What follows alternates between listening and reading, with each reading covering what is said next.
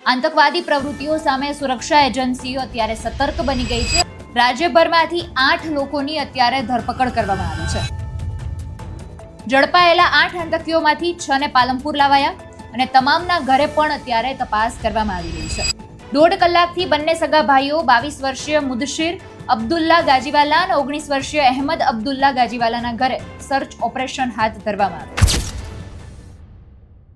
નમસ્કાર, આપની સાથે હું આકાંક્ષા. તમે જોઈ રહ્યા છો રાજકોટ. રથયાત્રાની બધી જ તૈયારીઓ થાય, રથયાત્રાનું આયોજન કરવામાં આવે એ પહેલા જ આતંકવાદી પ્રવૃત્તિઓ સામે સુરક્ષા એજન્સીઓ અત્યારે સતર્ક બની ગઈ છે. અગત્યના જે સમાચાર સામે આવ્યા કે જૈશ એ મહમ્મદ સંગઠન સાથે સંકળાયેલા હોવાના શંકાસ્પદ સંબંધોને લઈને એટીએસ દ્વારા રાજ્યભરમાંથી 8 લોકોની અત્યારે ધરપકડ કરવામાં આવી છે. આ કાર્યવાહી બાદ બનાસકાંઠા જિલ્લાના પાલનપુર તાલુકાના ભાગડ ગામનું નામ પણ તપાસમાં કેન્દ્ર વિષય બન્યું છે. ભાગડ ગામેથી ઝડપાયેલા 3 લોકો છે, જે 3 આરોપીઓ છે, એટીએસ રિમાન્ડ દરમિયાન તપાસના ભાગરૂપે ગામમાંથી લાવવામાં આવ્યા. અહીં ઘટનાક્રમનું આખું રિકન્સ્ટ્રક્શન કરાવવામાં આવ્યું. તપાસ દરમિયાન આરોપીઓની હિલચાલ, સંપર્ક, મહત્વપૂર્ણ પાસાઓની ચકાસણી કરવામાં આવી અને એટીએસે સ્થળ પર જઈને પુરાવા એકત્રિત કર્યા હતા. ઝડપાયેલા 8 આતંકીઓમાંથી 6 ને પાલનપુર લાવાયા અને તમામના ઘરે પણ અત્યારે તપાસ કરવામાં આવી રહી છે.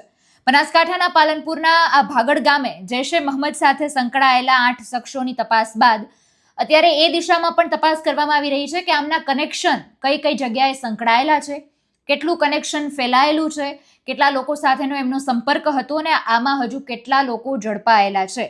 1.5 કલાકથી બંને સગા ભાઈઓ 22 વર્ષીય મુદશિર અબ્દુલ્લા ગાજીવાલા અને 19 વર્ષીય અહેમદ અબ્દુલ્લા ગાજીવાલાના ઘરે સર્ચ ઓપરેશન હાથ ધરવામાં આવ્યું. ત્યારબાદ તેમના મામા ઇબ્રાહિમ મોહમ્મદ હુસેન ગઘાનાના ઘરે પણ તપાસ હાથ ધરવામાં આવી.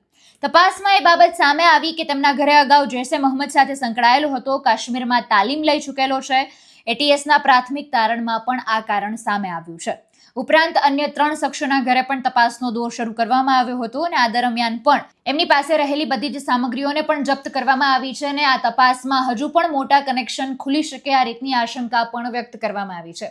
એ બાબત સારી છે કે આવડું મોટું આયોજન જ્યારે થવા જઈ રહ્યું હતું, રથયાત્રામાં ખૂબ મોટી સંખ્યામાં ભક્તો જોડાતા હોય છે અને એવી કોઈ જગ્યાએ જો આ પ્રવૃત્તિને અંજામ આપવામાં આવે તો એનું પરિણામ પણ દેશને ખૂબ ખરાબ ભોગવવું પડે.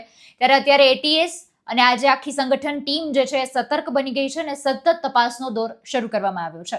આવનારા સમયમાં ખબર પડશે કે આ તપાસમાં નવી શું અપડેટ સામે આવે છે અને આ જેટલા પણ લોકો ઝડપાયા છે એમના કનેક્શન ક્યાં ક્યાં સુધીના છે એ પણ જાણવા મળશે. નમસ્કાર.